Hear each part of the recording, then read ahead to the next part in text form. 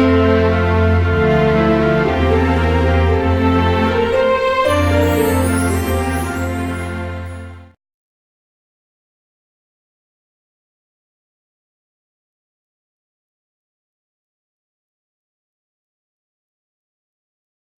folks, welcome back to my channel. Today we're going to be going through my Spotify Rewind. But the thing about it is Bryce and I share a Spotify account. So like most of this / half of this is his music and some of it's mine. So I figure we go through it together and we can talk about the better music. We both like similar music, but like I feel like the amount that the country music genre has taken over my Spotify Rewind. I listen to Texas country music, but the amount that it's been taken over on my Spotify Rewind is a little ridiculous. So I had to have you in on this. Okay, so my number one artist of the year is Granger Smith. Yee! And I feel like that's definitely influenced by your music taste. So tell them a little bit about Granger Smith. What do they need to know? Well, Granger Smith is, whenever I went to college, I was kind of branching out in my music. I was used to listening to this mainstream country music, and someone introduced me to Texas country, and I heard Granger Smith on the radio and found out he was an Aggie as well. And so I just kind of deep dived into his music, and I really, really enjoyed it. And, I've kind of followed his career progression. So I was listening to him back when he released Don't Listen to the Radio. And, that was like the first album I can remember him releasing that I listened to. But after I dove back, it was good listening to all that. But he's definitely evolved with his music, and it's still just as good in my opinion. So I just keep listening to him. Yeah. So I first heard about Granger Smith because he was an Aggie. He has a song about A&M called We Bleed Maroon, and I heard that song because one night after I found out that I had gotten accepted, I was just looking up as much Aggie stuff as I possibly could, and I stumbled across that song.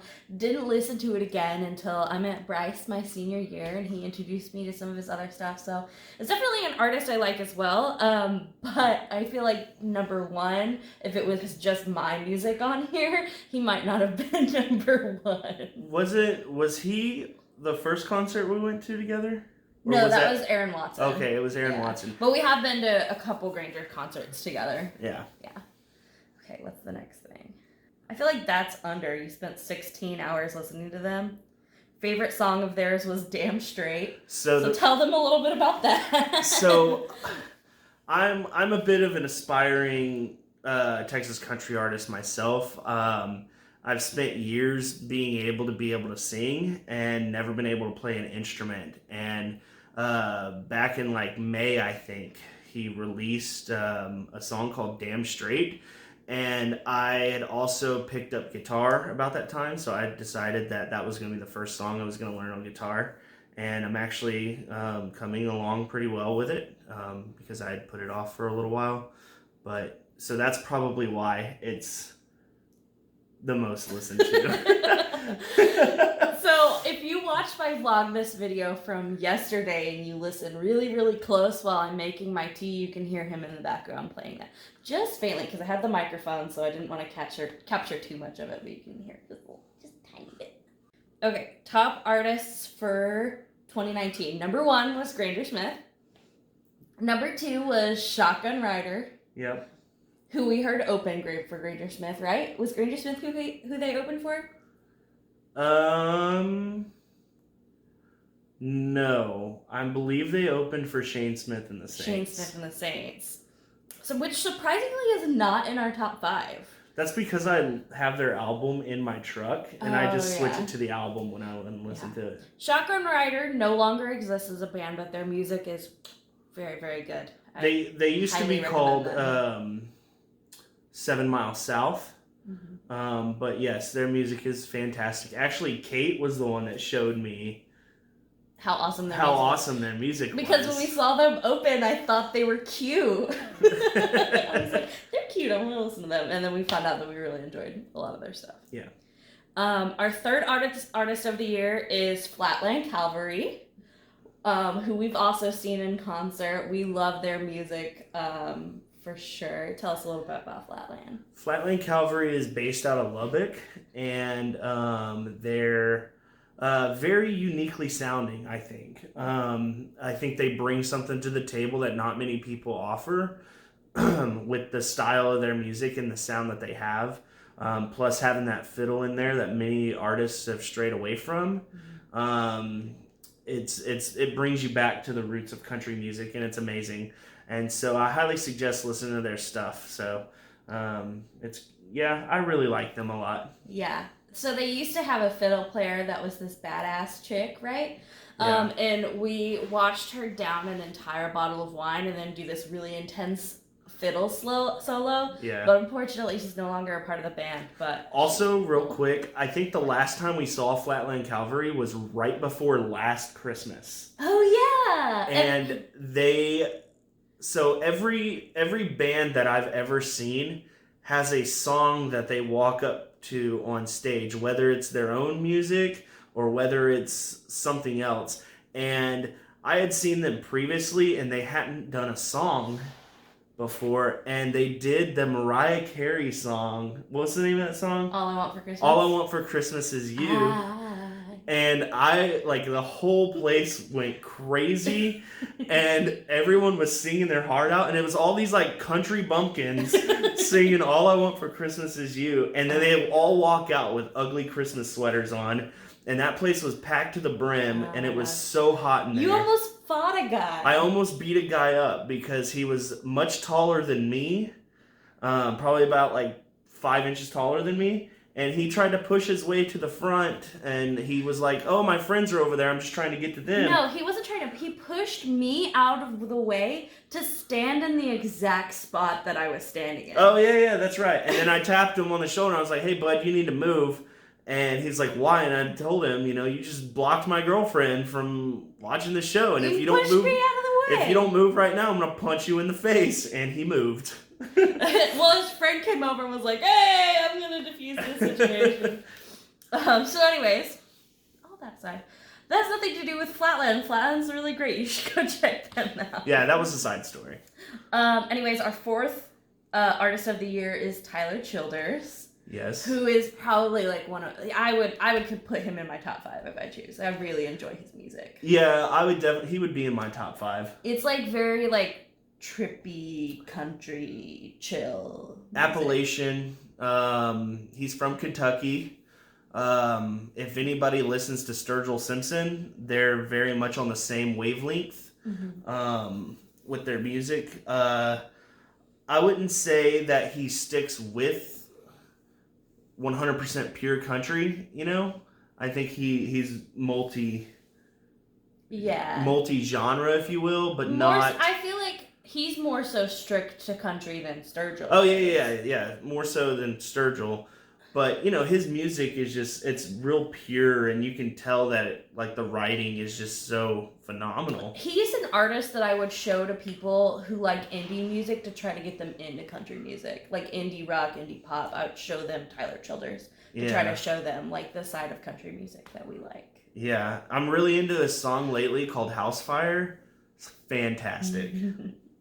So our fifth artist of the year, which you won't have as much to say on, is Gabby Hanna, who's obviously a YouTuber on here who's trying to break into the music industry, and she's been a pretty big inspiration to me.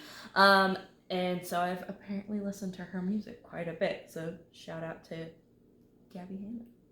Okay, we are pretty genre fluid. I wonder if I don't know if you can see this. I literally have no idea. But for some reason, I feel like this isn't very accurate because the top one says pop, but neither of us really listen to pop. I listen to kind of like pop punk, Well, I think whenever you classify artists, they might chart on pop charts as well. And so if you listen to stuff like Granger Smith, maybe some of his later songs will probably be charted on a like a pop country chart or something like that. Gabby Hanna, pop, obviously. But I don't know with that. The next one is Texas country, which hands down, yeah, that should actually be number one because it's actually probably that's probably like all the best genre in my opinion. It's all that you listen to, and I listen to it quite a bit too. I just put some other stuff in there. Yeah. Which you'll see the next one is post grunge. Yeah. Which is obviously all me. I wonder if pop, maybe because it's such a general term, I wonder if it classifies like the podcasts and stuff we listen to under I wonder. that. But also, it's probably because I have a playlist that I listen to a lot that's the top 100 songs from 1990 to 2005. And that is a lot of pop. I forget that, like, NSYNC and Britney Spears probably have a lot to do with that pop. Yeah, NSYNC would probably be... Yeah. Yeah. Hey. First one was Beer Never Broke My Heart by Luke Combs. Yep. You listened to nothing but that for like a whole month. Well, that's because Beer Never Broke My Heart. It's a good song. It is a good song, and Luke Combs is fantastic. Yeah. The next one is Medicate by Gabby Hanna, probably one of my favorite released Gabby Hanna songs. She has some unreleased stuff as well. Diamonds and Daughters by Aaron Watson. That's probably mostly me. That is a good song. It's a really good song, but it's on my Ring Fever playlist. Oh, yeah. With You I Am by Cody Johnson. Yep, great one. Mm-hmm. Great one right there. Lovin' Up on You by Shotgun Rider. Yeah, for sure. Top podcasts. So I used to listen to Sword and Scale a lot, but then there was some controversy and the way that the podcast host, reacted to it, I didn't really like.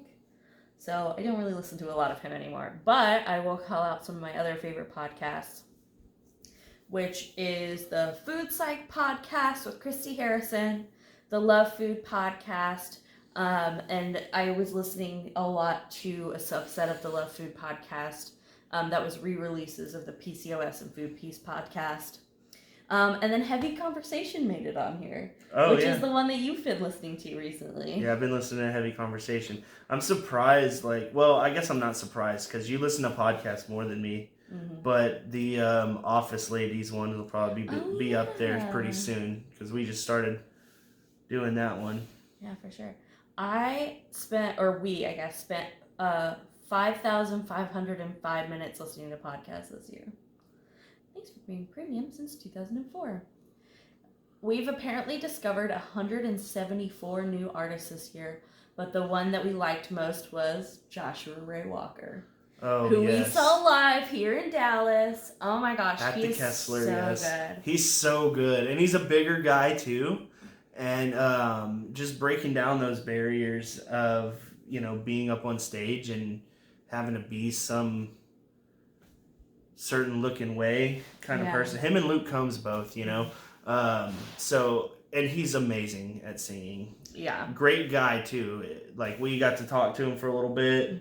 I have a signed record by him. Yeah, we have a signed record, and it's one of the first 100 records. I don't remember what number we have, but it's one of the first 100 that were released. Yes.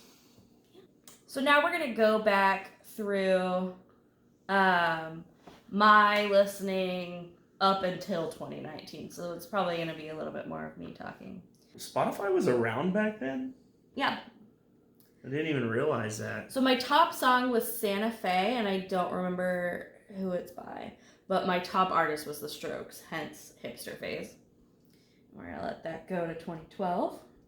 My senior year. My top song was Summer Girls by LFO, which is a song, I don't even know if you know it, but it's kind of like an older song from when we were kids.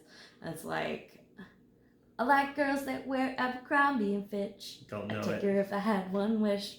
Yeah. And then my top artist was Train. So my top song of 2013, which is the year I graduated high school and started college, was Red Hands by the Deer Hunter, which is a really raw emotional song. My top artist is apparently Plain White Tees, but I don't remember listening to that much Plain White Tees. I don't know how that happened. I don't feel like some of these are very accurate just because of the amount that Panic at the Disco was a part of my life. But speaking of, my top song for 2014 was Rock and Roll Lifestyle by Cake, and my top artist was Fall Out Boy.